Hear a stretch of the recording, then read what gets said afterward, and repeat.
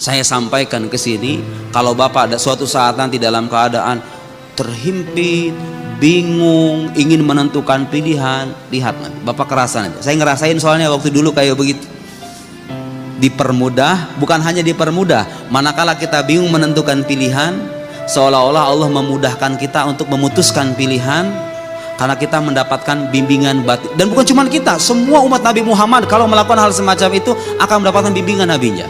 Karena Nabi tidak pernah melepaskan kita.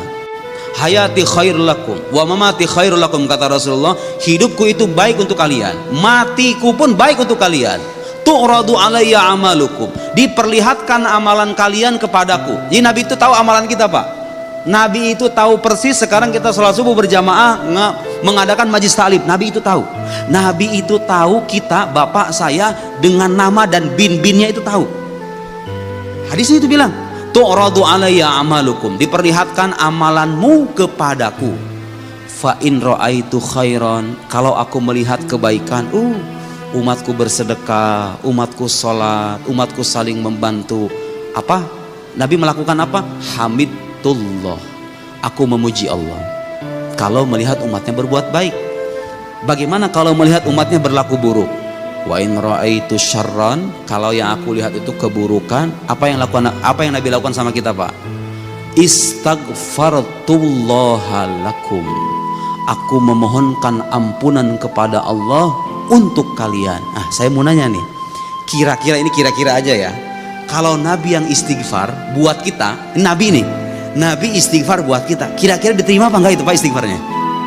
Mungkin nggak istighfar Nabi itu ditolak sama Allah? Mungkin nggak? Gak mungkin. Makanya orang muslim, wahai orang muslim, jangan pernah ada rasa putus asa dalam hidup, seolah-olah udah mentok begitu, seolah-olah pesimis, Tuhan masih nerima saya apa kagak? Kamu muslim, membaca syahadat, dalam dirimu masih ada cahaya la ilaha illallah Muhammadur Rasulullah, gak usah khawatir. Nabi itu memintakan ampunan di alam barzakhnya. Nabi itu memintakan ampunan, beristighfar. Untuk siapa? Untuk kita ini. Makanya tugas kita apa? Beribadah, menunaikan perintah Allah, menjauhi larangannya semampunya. Kalau kita terjerumus ke dalam dosa, langsung bertaubat. Jangan pernah ada rasa putus asa seolah-olah hidup kita itu gelap. Enggak. Nabi memohonkan ampun kepada Allah untuk kita.